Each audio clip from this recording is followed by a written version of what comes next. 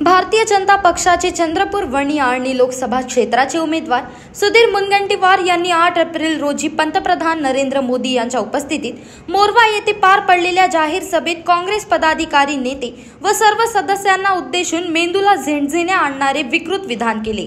सदर विधानाने संतप्त झालेल्या काँग्रेस पदाधिकाऱ्यांनी चक्क पोलीस स्टेशनमध्येच ठिय्या आंदोलन करीत मुनगंटीवार यांच्यावर सार्वजनिक ठिकाणी अश्लील वक्तव्य केल्यासंदर्भात कारवाई करण्याची मागणी केली आहे। सदर आंदोलनात काँग्रेस शहर अध्यक्ष राजू रेड्डी, जिल्हा महासचिव लक्ष्मण सादलावार, ज्येष्ठ नेते जयंता जोगी,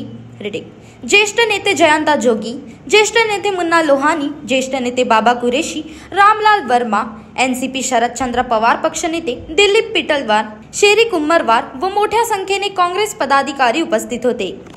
कल जो सुधीर मुनगंटीवार जी ने जो भाई बहन के लिए जो भाषण दिया है, जो गंदी लैंग्वेज में उन्होंने बात किया, उसके बारे में आज घुघुस पुलिस स्टेशन में एफआईआर दर्ज करने के लिए हमने निवेदन दिया गया है। सुधीर भाऊ, आप 6 बार एमएलए रह चुके, करीबन 3 से 4 बार मंत्री रह चुके। आपसे तो अच्छा एक ग्राम पंचायत का वार्ड मेंबर तो अच्छा बात करता। एक रक्षाबंधन जैसे पवित्र हिंदुस्तान में मनाया जाता है, उसका भी कलंकित करने का आप कोशिश किया है। महिलाओं की पूजा किया जाता है, लेकिन आप इस वक्तव्य में बोला है कल मोरवा में कि भाई बहन कपड़े उतार के एक बेड पे सोते हैं। ये किस तरीके की न्याय की बात है? मोरवा इथे झालेल्या संभाषण सुधीर भाऊ, आम्ही सुधीर भाऊ म्हणतो। काँग्रेस पक्षाला त्याने जर म्हटले असेल का भाऊ बहीण उघडे होऊन झोपतात, तरी आम्ही त्यांना इज्जत देऊन म्हणतो सुधीर भाऊ। तर ते आपल्या एवढ्याही बहिणी बरं तसेच झोपतात का? आमचा प्रश्न हा आहे का प्रत्येक भाऊ बहीण असेच झोपतात का?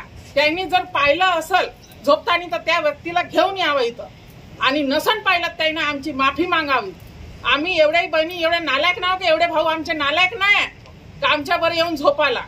त्यांच्या याच्यात होत असेल असं भाऊ बहीण झोपत असतील तर त्याने हा भाषण दिला आहे। या भाषणामुळं आम्हाला संताप येऊन आहे का भाऊ बहिणीचा रिश्ता एवढा पवित्र रिश्ता महाराष्ट्रात मानला जाते, महाराष्ट्रात नाही अख्ख्या दुनियात मानले जाते, तरी याने हा असा उल्लेख केला आहे।